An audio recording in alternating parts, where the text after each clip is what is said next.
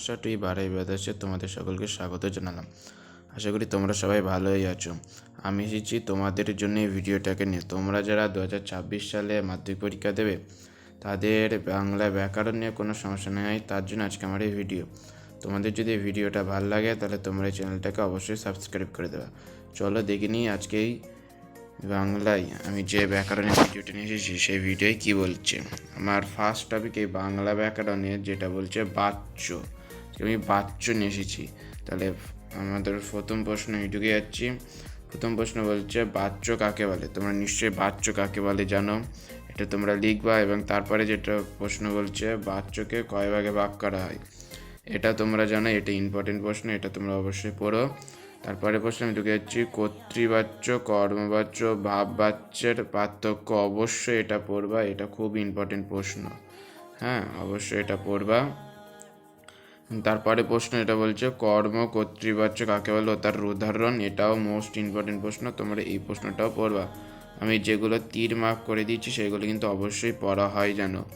হ্যাঁ, নাহলে কিন্তু যদি এই প্রশ্নগুলোই পরীক্ষায় আসে তখন তোমরা কিন্তু মুশকিলে পড়বা। তাই আমি যেগুলো তীর মার্ক করছি সেইগুলো যেরকম পড়বা, আবার যেগুলো তীর মার্ক করছি না সেইগুলোই পড়বা, সব কটা পড়বা। হ্যাঁ, আর যেগুলো পারবা না আমাকে কমেন্ট করে দেবে, আমি লিখে বলে দেবো যে সেটা কোনটা কি উত্তর। ঠিক আছে, তাহলে চলো আমি আবার প্রশ্নে ফিরে যাচ্ছি।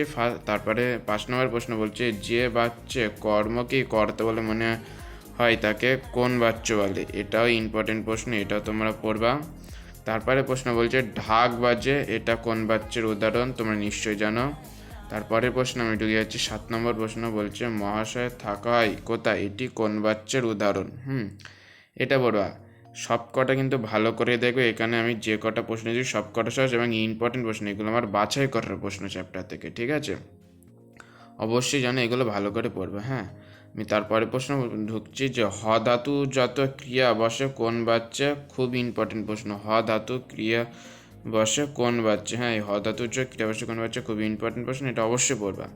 তারপরে প্রশ্ন বলছে বাঁশি বাজে, এটা কোন বাচ্চ। তোমরা নিশ্চয়ই জানো বাঁশি বাজে এটা কোন বাচ্চার উদাহরণ, এটা পড়বে, এটাও খুবই ইম্পর্টেন্ট প্রশ্ন। এবং তারপরে যে প্রশ্নটা বলছে ক্রিয়ার অর্থের প্রাধান্য ঘটে কোন বাচ্চে। তোমরা নিশ্চয়ই জানো এটা কোনটা হবে, আর যদি না জানো আমাকে কমেন্ট করে দেবে, আমি উত্তরটা বলে দেবো। এটা কিন্তু অবশ্যই পড়বে, এটাও ইম্পর্টেন্ট প্রশ্ন।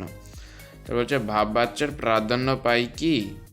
ঠিক আছে, তোমরা এটা যদি না জানো, কেউ ম্যাক্সিমাম স্টুডেন্ট এটা না জানার কথা। আর যদি তোমরা জানো তাহলে ভালো, আর যদি না জানো আমাকে বলে দেবে, আমি তোমাকে এই অ্যান্সারটা পাঠিয়ে দেবো।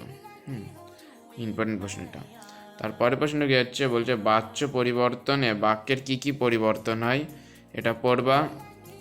এটা ইম্পর্টেন্ট, এটা একটু টাফ লেভেলের দিয়েছি মাধ্যমিক পরীক্ষা আসার জন্য। এটা যদি না জানো আমাকে বলো, আমি তোমাকে বলে দেবো। তারপরে প্রশ্ন আমি ঢুকে যাচ্ছি, বলছে সকালে ব্যায়াম করা হয়েছে তো, এটি কোন বাচ্য। তাহলে এখানে বাচ্চা তোমরা নির্ণয় করবে এটা কোন বাচ্চার উদাহরণ, তোমরা নিশ্চয়ই জানবা এবং পারবা। তারপরে প্রশ্ন ঢুকে যাচ্ছি, বলছে কোথায় যাচ্ছেন বলে গেলেন না, এটি কোন বাচ্চ। তোমরা এটাও পড়বা, এটা খুবই সহজ আছে, বাচ্চ নির্ণয় তোমরা অবশ্যই করতে পারবে। এবং তারপরের প্রশ্ন লাস্ট 15 নম্বর প্রশ্ন যেটা বলছে আমি এ কাজ করতে পারবো না, কোন বাচ্চ এটা। তোমরা এটাও পারবা।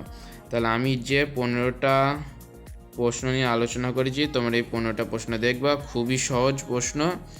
আর যে প্রশ্নর অ্যান্সার আমাকে পারবা না তোমরা, সেগুলো আমাকে কমেন্ট করে দেবা, আমি তোমার সেই অ্যান্সারগুলো বলে দেবো।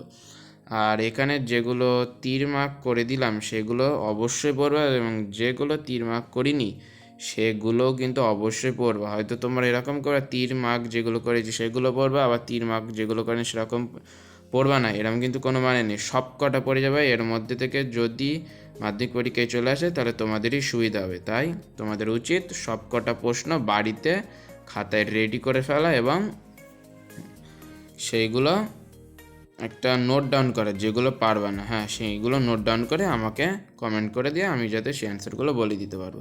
তাহলে ওকে বাচ্চারা, এই পর্যন্ত আমার ভিডিওটা হলো। তোমাদের আশা করি ভিডিওটা ভালো লেগেছে। তাহলে এই ভিডিও ভালো লাগলে তোমার চ্যানেলটাকে অবশ্যই সাবস্ক্রাইব করবা এবং পাশে থেকে বেল আইকনকে প্রেস করবা। তোমাদের জন্য শুভকামনা রইলো যাতে মাধ্যমিক পরীক্ষা 2026 সালে তোমাদের সবার থেকে ভালো। টাটা বাই বাই, এখানে আমার ভিডিও স্টপ করলাম।